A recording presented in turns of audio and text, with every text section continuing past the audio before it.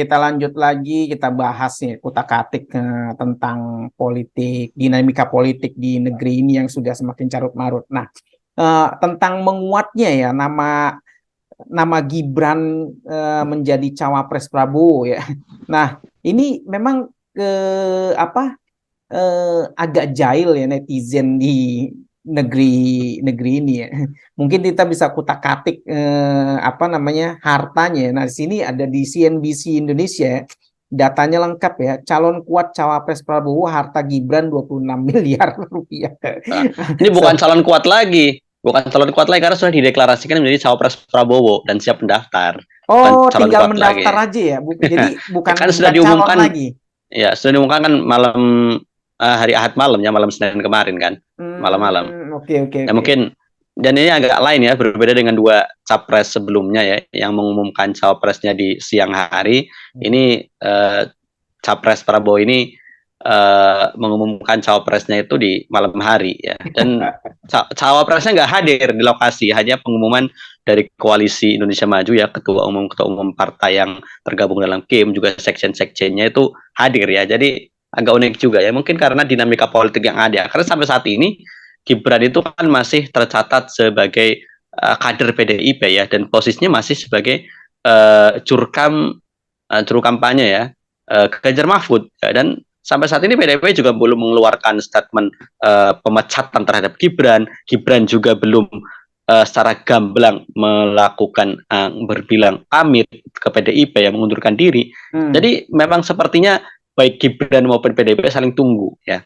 Ya, Oke karena oke. memang ketika PDIP itu melakukan pemecatan terhadap Gibran, itu bisa dikapitalisasi ya menjadi cerita sedih ya, cerita sedih yang kemudian bisa menarik simpati ya. Dan seperti PDIP juga tahu permainan politik Jokowi dan Gibran ya, makanya kan Puan ditanya wartawan kan lebih banyak ngeles ya, apa namanya, tanyakan langsung ke Pak Jokowi, apakah Pak Jokowi masih mendukung Pak Ganjar atau gimana, kemudian tanyakan langsung ke orangnya. Jadi politik ya ngelas lah, jawaban yang ngelas, jawaban yang kemudian diplomatik juga gitu. Jadi tidak kemudian konfrontatif juga ya. Mungkin PDIP juga tahu posisinya, karena kemudian jika melakukan perlawanan sepertinya ya, jika kemudian melakukan perlawanan terbuka langsung dengan Jokowi juga agak merepotkan dirinya, karena bagaimanapun Jokowi itu masih kader PDIP.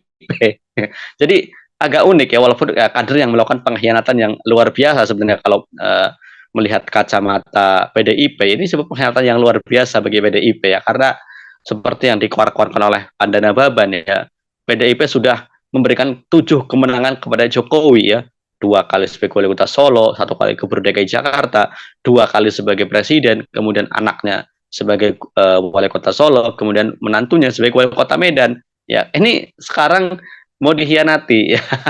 Nah, ini yang kemudian pastinya PDIP marah besar dalam hal ini, apalagi Megawati ya, orang yang selalu menganak emaskan Jokowi ya, sampai-sampai ketika Jokowi meminta anak dan menantunya ya diistimewakan mendapatkan surat sakti rekomendasi Megawati, itu didapat ya, mengalahkan kader-kader yang sudah meniti karir ya untuk kemudian dicalonkan sebagai kepala daerah.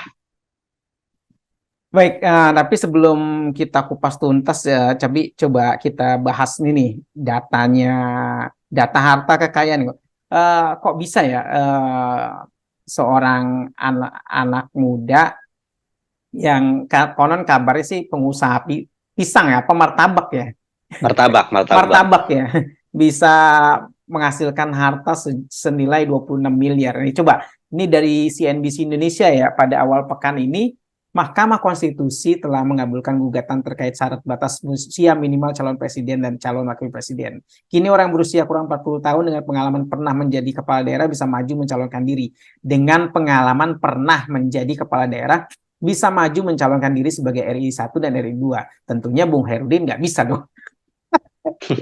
Maka demikian pintu terbuka bagi Wali Kota Surakarta Gibran Rakabuming Raka untuk maju sebagai calon wakil presiden. Ini seperti politik yang gampang ditebak dan yang kira udah nggak ada rasa malu lagi mungkin. Nah, nama Gibran sebelumnya sempat digadang-gadang akan mendampingi Ganjar Pranowo yang telah diusung partainya PDI Perjuangan, akan tetapi ternyata Ganjar mengumumkan Mahfud MD sebagai wakilnya pada Pilpres 2024. Nah, Latar belakang tersebut membuat dirinya memiliki harta yang tidak sedikit meski masih berusia muda. Lantas berapakah nilai kekayaan Gibran? Berdasarkan pelaman pengumuman harta kekayaan penyelenggara negara Komisi Pemberantasan Korupsi ya, Gibran Rakabuming Raka memiliki total kekayaan sebesar 26,3 miliar per 31 Januari 2023. Nah, besaran harta itu terdiri dari tanah dan bangunan. Nah, tanah dan bangunan nilai totalnya 17,33 miliar nih. Nah, kemudian Gibran tercatat memiliki alat transportasi dan mesin dengan nilai total 332 juta. Itu terdiri dari motor Honda Scoopy tahun 2015, motor Honda CB 125 1974, motor Royal Enfield, waduh, 2017, mobil Toyota Avanza 2016, Toyota Avanza 2012, Isuzu Panther 2012, dan Daihatsu Grand Max tahun 2015. Semuanya tercatat sebagai hasil sendiri ya. Nah, di samping itu Gibran ternyata memiliki harta bergerak lainnya sebesar 260 juta. Selain itu Gibran melaporkan utang sebesar, waduh, utangnya gede juga, 551,59 juta. Nah, Bung Herdin, ini harta ini tentunya kalau ditulis di media kan harta hasil kekayaan sendiri ya, bukan dari hasil bapaknya. Ini menurut Bung Herudin mengupasnya gimana, Bung Herudin? Ya, mudah lah ya. Yang pastinya memang sebelum berkecimpung di dunia politik kan Mas Gibran ini ya, kita panggil Mas saja ya karena usianya kan masih muda ya. Memang dengan saya pun nggak jauh lah ya. Memang kalau dihitung ya pas seusia dengan kakak pertama saja masih tua kakak pertama saya. Jadi pas lah dipanggil Mas. Ya jadi Mas Gibran ini kan terkenal sebagai pengusaha muda ya pada waktu itu dengan usahanya yang paling terkenal waktu itu martabak ya dengan gerai dengan brand Markobar ya, yang ternyata setelah diteliti Markobar itu adalah singkatan ya, martabak kolaborasi batubara. Karena setelah diteliti ternyata Mas Gibran ini berkecimpung juga di usaha batubara ya, jadi bukan hanya martabak ya, martabak itu yang lain ya, tapi barnya itu batubara lah ya. Ya jadi yang jelas kita ya berkhususan ya kalau dia menulis hasil sendiri ya berarti ya dengan usaha yang legal ya, kalau di Indonesia kan dikenalnya legal dan ilegal ya. Nah, kalau dalam Islam kan jelas ya apakah harta itu diperoleh dengan jalan yang halal atau tidak ya. Ya yang jelas ya halal itu tidak terkait itu bagaimana jalan memperolehnya dan juga cara perolehannya. Tapi yang jelas udah pengusaha ya, intinya entah itu modal dari bapaknya atau dari siapa, yang jelas harta tadi ya, walaupun utangnya itu 500 juta, kalau asetnya 17 miliar ya aman-aman saja lah ya. Ya kecuali aset cuma 100 juta, utang 500 juta ya itu baru tekor itu, wah bahaya itu ya. Ini kan utangnya segitu ya, asetnya banyak ya, santai lah ya. Tidak kemudian jual aset berapa persen pun masih bisa menutup utangnya. Jadi itu saja sih ya masalah harta ya, selama itu dianggap wajar, dan kemudian ini ya Allah alam ya, walaupun kemudian banyak laporan-laporan dulu ya, misalkan dari dosen Universitas Negeri Jakarta Pak Udaillah Badrun yang mengatakan yang melaporkan Gibran dan juga Kaesang termasuk terkait gratifikasi ya terhadap saham yang didirikan startup yang didirikan oleh Kaesang yang nilainya sangat fantastis ya, sampai 90 miliar ya, yang kemudian tidak ditindak oleh KPK ya.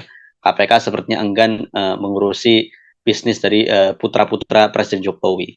Ya, jadi seperti itu saja sih dalam masalah ini, karena setiap penyelenggara negara pasti akan melaporkan harta kekayaannya. Jadi ya wajar ya. Cuma tadi apakah para penyelenggara negara ini yang melaporkan hartanya itu jujur, atau seperti Rafael Aluntri Sambodo ya, hartanya sampai ratusan miliar yang dilaporkan cuma 50 miliar.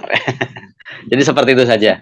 Baik, Bu. Jadi setidaknya masih wajar lah ya, sebagai anak muda milenial juga ya wajar gitu ya, walaupun tadi markobar martabak Kolaborasi batubara. Jadi sebenarnya martabak yang mendompleng atau batu bara yang mendompleng ini kita perlu Ya terserah lah ya. Ya. ditelusuri lebih mendalam, nanti biar netizen aja mikirin sendiri atau kulik-kulik Ya. datanya. Jadi kalau kita kulik-kulik datanya juga nggak ada waktu lagi. Baik Bung Aidin ya, dengan perspektif ini mantap ya, semoga menjadi pencerahan nih bagi anak-anak muda milenial ya. Contoh lah Mas Gibran ini ya, bisa punya harta 26 miliar ya. Jangan dilihat bapaknya presiden, tapi ya lihatlah jenis usahanya. Baik, sekian dari kita berdua. Assalamualaikum warahmatullahi wabarakatuh. Waalaikumsalam warahmatullahi wabarakatuh. Oke ya, Anda edit dulu ya bentar ya.